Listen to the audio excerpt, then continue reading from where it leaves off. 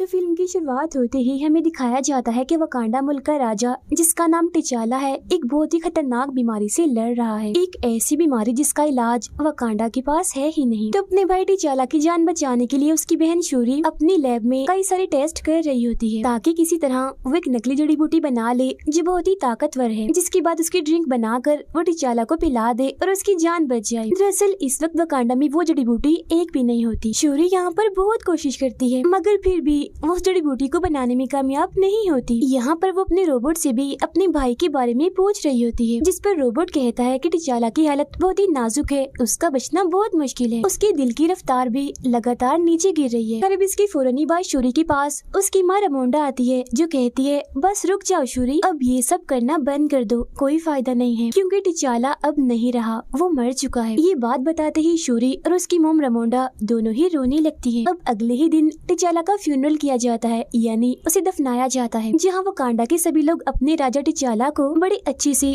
आखिरी good bye करते। अब ऐसे ही करते करते एक साल गुजर जाता है, जहाँ वकांडा ने ये वक्त अपने किसी भी राजा या रानी के बगैर गुजार दिया था। मगर अब एक साल गुजर जाने के बाद वकांडा ने रमोंडा को ही अपनी रानी बना लिया होता है, ताकि वो अपने बेटे टिचाला की जगह लेकर वकांडा को संभाल सके। इसके बाद हमें समंदर में एक बड़े से शिप को दिखाया जाता है, जो शिप दरअसल वकांडा की एक लैब की तरह ही थी, जहाँ कुछ साइंटिस्ट एक खतरनाक मेटल पर रिसर्च कर रहे होते हैं। मगर तभी कुछ सिपाही आकर यहाँ हमला कर देते हैं और चारों तरफ से शिप में घुसने की कोशिश करते हैं। ये लोग दरअसल यहाँ उसी मेटल को चोरी करने के लिए आए थे, मगर तभी इधर वकांडा के सिपाही भी आ जाते हैं और उन चोर सिपाहियों पर हमला कर देते हैं। वो इन्हें काफी मारने के बाद बंदी बना लेते हैं और अपने पास कैद कर लेते हैं। इसके बाद हम देखते हैं कि दुनिया के सभी मुल्कों की एक काफी बड़ी मीटिंग रखी जाती है, जिसमें वकांडा की रानी रमोंडा को भी बुलाया जाता है। यहाँ दुनिया के सभी मुल्कों के लीडर्स रमोंडा से कहते हैं कि आपका मुल्क वकांडा दुनिया की सबसे खतरनाक मेटल की हिफाजत नहीं कर सकता, क्योंकि उसकी हिफाजत करना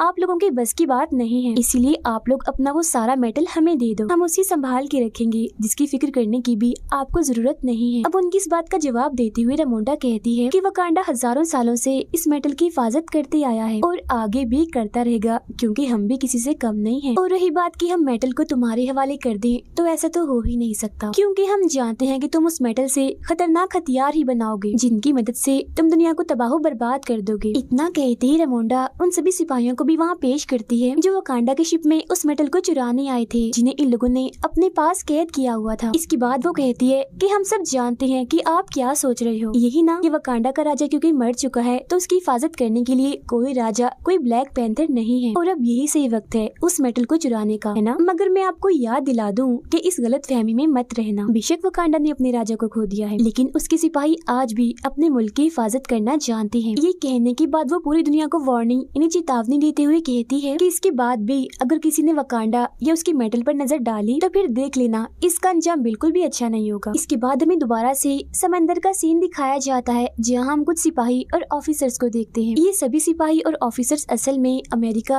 और एक एजेंसी के थे। ये सभी समंदर के अंदर उसी मेटल की खोज कर रहे होते हैं। इनके पास एक ऐसी मशीन भी थी जो उस मेटल को ढूंढ सकती थी, जहाँ फिर इसी मशीन के जरिए उन्हें पानी में एक जगह आखिरकार इस मेटल के बारे में पता लगता है। तब उस मेटल को देखने दो ऑफिसर्स पानी में जाते हैं, मगर फिर तभी उन लोगों पर हमला हो जाता है, और हमला करने वाले और कोई नहीं बल्कि नेमोर के शहर के सिपाही होते हैं। नेमोर के इस शहर का नाम टालोकान होता है, जिसे हम अटलांटिस के नाम से भी जानते हैं। अब यहाँ पर टालोकान के लोग सभी अमेरिकन सिपाहियों को मार देते हैं। फिर इधर हमें ये भी पता चलता है कि जब हजारों साल पहले आसमान से ये मेटल जमीन पर आया था, तब वो वकांडा के साथ साथ टालोकान के समंदर में भी गिरा था। मतलब कि ये मेटल वकांडा के अलावा टालोकान के पास भी है, जिसे चुराने ही अमेरिकन सिपाही आए थे। पर अब क्योंकि उनके पास ये मेटल है, तो टालोकान के सिपाहियों ने भी इससे अपने हथियार बनाए हुए। नेमोर जो हथियार इस्तेमाल करता है, जो एक रॉड है, वो भी इसी मेटल का ही बना हुआ है। उधर रमोंडा अपनी बेटी शूरी को एक नदी के किनारे लाती है, जहाँ रमोंडा अपनी सफेद लिबास को जला देती है, जो उसने अपने बेटे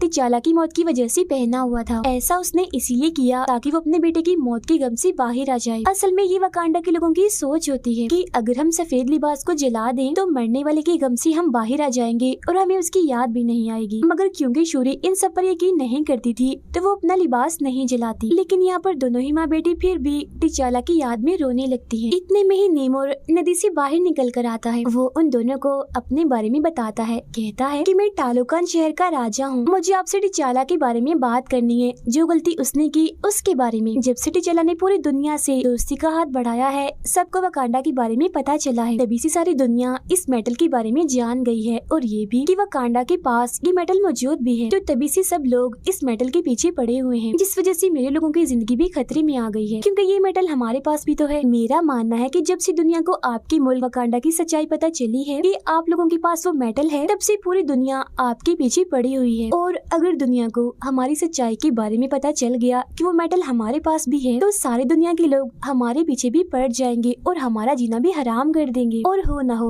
बहुत जल्द उन्हें इस बारे में पता लगने वाला है, क्योंकि अमेरिकन के पास एक ऐसी मशीन है जो इस मेटल को ढूंढ सकती है। उस मशीन को अमेरिका की एक काफी चालाक साइंटिस्ट ने बनाया है। अब मेरा मशवरा ये है कि आपको और हमें मिल जाना चाहिए, दोनों मुल्कों को साथ मिलकर पूरी दुनिया को खत्म कर देना चाहिए, क्योंकि इससे पहले कि वकांडा और टालोकान को ये पूरी दुनिया वाले खत्म कर दें, बेहतर नहीं है हम दोनों ही मिलकर पूरी दुनिया को तबाह बर्बाद कर दें, क्योंकि इसके बाद हम दोनों मुल्क सुकून से अमन से अपनी जिंदगियां गुजार सकेंगे। दुनिया को तबाह करने वाली बात सुनकर रामोंडा चिढ़ जाती है और उसकी ऑफर लेने से मना कर देती है और कहती है कि हम अमन पसंद है, हम कोई भी तबाही बर्बादी नहीं चाहते, हम शांति चाहते हैं। अब ना सुनकर नेमोर कहता है कि ठीक है, अगर वकांडा को टालोकान के साथ नहीं मिलना तो कोई बात नहीं, लेकिन आप लोगों को हमें वो साइंटिस्ट सौंपनी होगी जिसने इस मेटल को ढूंढने की मशीन बनाई है, ताकि मैं उस साइंटिस्ट को मार दूं और अमेरिकन मेटल को ढूंढते हुए हमारे मुल्क में ना आ जाएं। अब नेमोर उन्हें एक हफ्ते का वक्त देते हुए कहता है कि मैं एक हफ्ते बाद दोबारा आऊंगा, अकेला नहीं बल्कि अपनी पूरी फौज के साथ, और तब तक अगर आपने उस साइंटिस्ट को हमारे हवाले कर दिया तो हम समझ जाएंगे कि वकांडा हमारा दोस्त है, लेकिन अगर ऐसा ना हुआ तो हम पूरी दुनिया के साथ साथ वकांडा को भी तबाह बर्बाद करके रख देंगे। और फिर ये धमकी देने के बाद नेमोर यहाँ से चला जाता है। इसके बाद रामोंडा वापस आकर अपने जनरल को ये काम देती है कि वो उस साइंटिस्ट को कैसे भी करके पकड़ कर लाए जिस साइंटिस्ट ने मेटल ढूंढने वाली मशीन बनाई है। तब यहाँ जनरल कहती है कि मैं आपकी बेटी शूरी को भी अपने साथ लेकर जाना चाहती हूँ। जहाँ पहले तो रामोंडा इसके लिए मना कर देती है, मगर बाद में शूरी को ले जाने के लिए मान जाती है। जिसके बाद शूरी और जनरल अमेरिका पहुँच जाती है और कैसे भी करके उस साइंटिस्ट को ढूंढ ही लेती है। यहाँ उन्हें हैरान करने वाली बात ये पता चलती है कि वो साइंटिस्ट सिर्फ 19 साल की एक कॉलेज जाने वाली लड़की है जिसका नाम आयरन हार्ट है। उसे खोजते ही वो दोनों उसे अपने साथ ले जाने लगती हैं, मगर तभी उन्हें पता चलता है कि अमेरिका और एजेंसी के लोग कब से उनके पीछे पड़े हुए हैं और उन्होंने हमेशा से ही शूरी और आयरन हार्ट पर नजर रखी हुई थी। वो लोग अब इन तीनों को सरेंडर करने का बोलते हैं, इन्हें खुद को उनके हवाले करने का, मगर तभी वो साइंटिस्ट यानी आयरन हार्ट अपने असली रूप में आ जाती है, मतलब अपना सूट पहनकर वहाँ से उठ जाती है। जिसके बाद शूरी और जनरल भी उसकी गाड़ी और बाइक लेकर वहाँ से निकल जाती है। अब यहाँ तो किसी तरह वो एजेंसी से बच जाते हैं, मगर आगे जाते हैं टालोकान के सिपाही उन पर हमला कर देते हैं, क्योंकि इन सिपाहियों को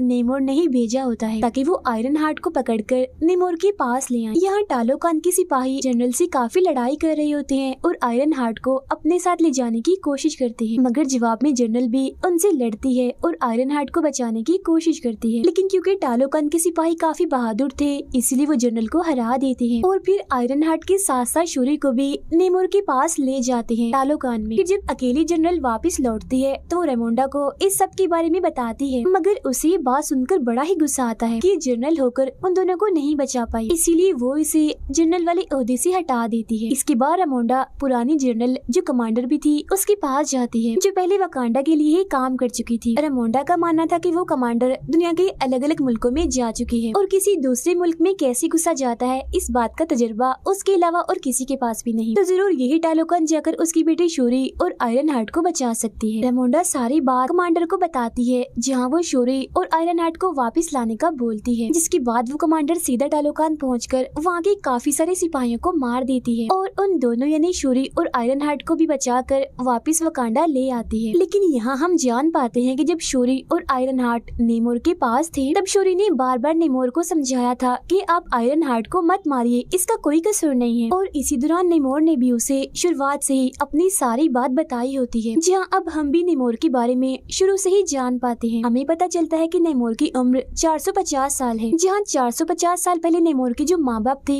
वो इंसान ही थे, लेकिन फिर नेमोर की माँ बाप समेत उसके गाँव के सभी लोग बीमारी और गरीबी की वजह से मारे जा रहे थे। जहाँ ये सब लोग मिलकर अपने गॉड से दुआ करते हैं, तब गॉड इनके सपने में आकर सभी को एक फूल के बारे में बताते हैं जो बिल्कुल उस कीमती ताकतवर जड़ी बूटी जैसा था, वही जड़ी बूटी जिसे शूरी भी अपने लैब में बनाने की कोशिश कर रही थी। फूल के बारे में पता लगने के बाद नेमोर के माँ बाप और गाँव के सभी लोग पानी में जाकर जाकर उस फूल को हासिल कर लेते हैं और उसका रस निकाल कर पी जाते हैं। मगर उसे पीते ही इनका जिस्म और दिमाग एकदम बदल जाता है। पूरे जिस्म का रंग ही नीला पड़ गया था। इंसान तो ये कहीं से भी नहीं लग रहे थे, मगर ऐसा होते ही इनकी ताकतें काफी हद तक बढ़ जाती हैं। लेकिन एक दिक्कत थी, ये लोग ऐसे बनने के बाद जमीन पर नहीं रह सकते थे। तब जिंदा रहने के लिए ये लोग पानी में जाते हैं, क्योंकि अब ये सिर्फ वही रह सकते। ये वो वक्त था जब नेमोर पैदा होने वाला था, जहाँ कुछ वक्त के बाद वो पैदा हो ही जाता है। और क्योंकि नेमोर की मोम ने भी इस फूल को इस्तेमाल किया था, इसीलिए सारी ताकतें नेमोर को भी मिली थी। मगर हैरत थी कि वो पानी के साथ साथ बाहर जमीन पर भी जिंदा रह सकता था। इसके अलावा उसके पैरों में पंख भी थे और कान भी नुकीले थे। लेकिन कुछ वक्त के बाद जब वो बड़ा हो रहा होता है तो उसकी मोम की मौत का वक्त करीब आ गया होता है। मरने से पहले उसकी मोम की बस यही आखिरी ख्वाहिश थी कि मैं अपनी पहले की दुनिया इन्हीं जमीन को देखना चाहती हूँ, और अगर ना देख पाऊँ तो मुझे मेरे गाँव में ही दफनाया जाए। अब अपनी मोम की आखिरी ख्वाहिश को पूरा करने के लिए नेमोर उनकी लाश को उनके गाँव में ले जाता है। मगर यहाँ आकर वो देखता है कि गाँव के लोगों पर बाहर के लोग जुल्म कर रहे हैं, जो नेमोर पर भी गोली चलाते हैं। अब उसे तो इस हमले से कुछ भी नहीं होता, मगर उन सभी लोगों को मारकर वो इस पूरी जगह को जला देता है। और बस इसी दिन के बाद से ही नेमोर पानी के बाहर यानी जमीन पर रहने वाले लोगों से नफरत करने लगता है। अपनी सारी कहानी बताने के बाद उसने शूरी को एक ब्रेसलेट भी दिया था, जो टालोकान की ताकतवर जड़ी बूटियों से बना था। मगर जब उसे ये पता चलता है कि कमांडर शूरी और आयरन हार्ट को यहाँ से ले गई है और उसने इसके कुछ लोगों को भी मार दिया है, तो ये जान उसे वकांडा पर बहुत गुस्सा आता है और अब वो जाकर सीधा वकांडा पर हमला ही कर देता है। वो यहाँ के एक पूरे शहर को बर्बाद कर देता है, जिसमें जाहिर है वकांडा के बहुत से लोग मारे जाते हैं, लेकिन साथ ही साथ रानी रेमोंडा भी मारी जाती है। लेकिन मरते मरते वो रेमोंडा से कहता है कि ये हमला तो बस एक हल्की सी झलक है, मैं कुछ वक्त के बाद अपनी पूरी आर्मी के साथ आऊंगा और पूरे ही वकांडा को तहस नहस करके रख दूंगा। इतना कहते ही वो अपनी आर्मी के साथ वहाँ से चला जाता है। इसके बाद जैसे ही बात शूरी को पता चलती है कि मेरी मॉम की मौत हो गई है, तो वो बहुत ही दुखी हो जाती है। मगर नेमोर को रोकने और उससे बदला लेने के लिए वो जड़ी बूटी पर दोबारा से काम करने लगती है। वो उस ब्रेसलेट जो उसे नेमोर ने दिया था उसमें से जड़ी बूटियों को निकाल कर उन पर ही टेस्ट करने लगती है, जहाँ बहुत जल्द वो ये जान पाती है कि ये भी कोई आम जड़ी बूटियाँ नहीं है, बल्कि इनमें भी ताकतवर जड़ी बूटी वाली सारी ताकत है। ये जानते ही वो इन सारी जड़ी बूटियों को अपनी भाई टिचाला के डीएनए से मिला देती है, जिसके बाद आखिरकार यहाँ वो नकली जड़ी बूटी बना ही लेती है। और जैसे वो इसका रस पीती है तो ये सोचती है कि मुझे मेरे मॉम डैड नजर आएंगे, मगर उसे वो नहीं बल्कि खतरनाक सिपाही दिखता है, जो शूरी को कहता है कि तुम अपनी भाई टिचाला की तरह रहम दिल और बहादुर नहीं हो, तुम बिल्कुल मेरे जैसी हो, गुस्से वाली, बदला लेने वाली। तुम्हें सिर्फ बदला चाहिए, तुम अपने भाई की जगह कभी भी नहीं ले सकती। ये सुनते ही शूरी चिढ़ जाती है और उस ताकतवर जड़ी बूटियों की वजह से तो उसे पहले ही ताकतें मिल गई थी, जिनका इस्तेमाल करके वो ब्लैक पैंथर सूट पहनकर बन जाती है नई ब्लैक पैंथर। इसके साथ यहाँ लैब में आयरन हार्ट भी अपने लिए एक मजबूत सूट बना लेती है, जो काफी मॉडर्न था। उन दोनों ने तो ये बात पहले ही पता लगवा ली थी कि नेमोर की कमजोरी हीट है, गर्मी है, इसीलिए अगर उसे हीट में रखा जाए या पानी से दूर कहीं बाहर रखा जाए तो वो कमजोर पड़ सकता है। इस सारी तैयारी के साथ वो अपनी आर्मी को लेती है और सीधा जाकर नेमोर के शहर टालोकान पर हमला कर देती है, जिसके बाद यहाँ वकांडा और टालोकान के बीच काफी जबरदस्त किस्म की लड़ाई छिड़ जाती है। यहाँ शूरी अपने ब्लैक पैंथर वाले सूट में आकर नेमोर को अपनी एक काफी बड़ी शिप में ले आती है, जिसके अंदर उसने बड़े बड़े हीटर्स लगाए हुए थे, जिनसे बहुत सारी गर्मी और सेक निकल रही होती है। अब इतनी गर्मी से नेमोर कमजोर तो पड़ता है, मगर क्योंकि उसके हाथ में उसका हथियार था, यानी वो रॉड जो खतरनाक मेटल से बना था, उसकी मदद से वो उस पूरी शिप को ही तबाह कर देता है, जिसके बाद अब वो शिप नीचे गिरने वाली होती है। मगर शूरी यहाँ अपनी ताकत लगाकर कैसे भी करके शिप को उड़ाकर एक रेगिस्तान में ले जाती है, ताकि वो नेमोर को पानी से दूर रख सके, उसे कमजोर करने के लिए। अब रेगिस्तान में आकर नेमोर और शूरी के बीच काफी खतरनाक लड़ाई छिड़ जाती है, जिसमें नेमोर अपने रॉड को शूरी के पेट के आर पार कर देता है, जिससे वो काफी कमजोर हो जाती है। ऐसा करने के बाद वो पानी की तरफ वापस जाने लगता है, ताकि उसे दोबारा से ताकत मिल सके। मगर पानी तक जाने से पहले ही शूरी अपने टूटे हुए शिप को तबाह कर देती है, यानी उसे उड़ा देती है, जिससे निकलने वाली आग से इतनी गर्मी पैदा हो जाती है कि नेमोर कमजोर होने लगता है। जिसके बाद वो उसी के हथियार से नेमोर पर हमला कर देती है और कहती है कि या तो तुम इस जंग में हार मान जाओ या मैं तुम्हारी जान ले लूंगी। अब यहाँ तुम्हारे लिए हार मानना ही बेहतर है, क्योंकि अगर तुमने जंग ना रोकी तो बाकियों के साथ साथ तुम्हारे लोग भी मारे जाएंगे। वो शूरी की ये बात मान जाता है, इसीलिए उसके सामने हार मान जाता है। वो दोनों अब एक साथ मिल जाते हैं और अपने लोगों के पास आकर जंग को खत्म कर देते हैं, जिसके बाद अब ये दोनों